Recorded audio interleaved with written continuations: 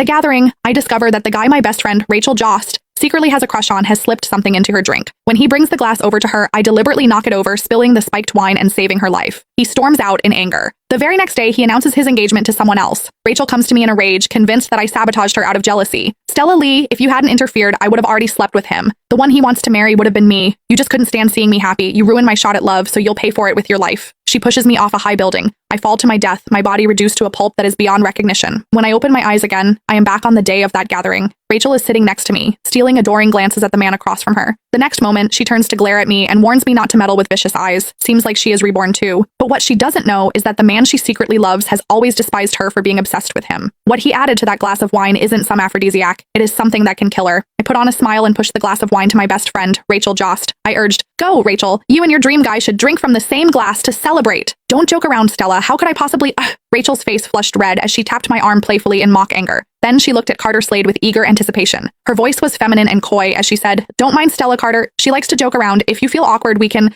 just clink glasses." Upon hearing that, Carter finally looked up and shot me a cold glance. When he spoke, his tone was laced with mockery. "You sure know how to liven up the atmosphere, Stella Lee." I found his response amusing. In my previous life, he had been exactly like this. Even though he loathed Rachel to the core, he didn't dare show it openly as he was wary of the Jost family's power and influence. So he staged this so-called gathering today to shift all of Rachel's attention onto me. In my past life, I knocked over that spiked glass of wine to save Rachel. I saved her life, only to be killed by her in return. After I died, I saw Carter standing in the shadows on the rooftop. He called the police excitedly. "Hello, police! There's been a murder!" He reported Rachel and had her sentenced to life while keeping his own hands completely clean. Now that I'd been given a second chance at life, I wouldn't let either of these lunatics with their hidden agendas get away this time. Since it's a celebration, let's not spoil the mood. Carter's voice pulled me back to the present. I watched as he picked up the wine bottle, the very one he had tampered with, and poured a glass. Then he pushed it toward me. The dark red liquid swirled in the glass. To me, it was like a venomous snake flicking its tongue. "Stella is our guest. You should have the first toast," Carter said. As I stared at the glass in front of me, my heart jolted with fear. Carter was a suspicious man. My unusual behavior just now had put him on guard, so he was testing me. He wanted to gauge whether I had seen him spike the drink or if I was just pretending to be clueless. My life was on the line. I had seen with my own eyes that he had tampered with the wine. If I drank it, whether I lived or died would be entirely up to fate. But if I didn't drink, Rachel would take all her frustration from this failed date out on me. It seemed that only death awaited me either way. "What? Are you going to reject my kind offer?" Carter asked with a raised brow.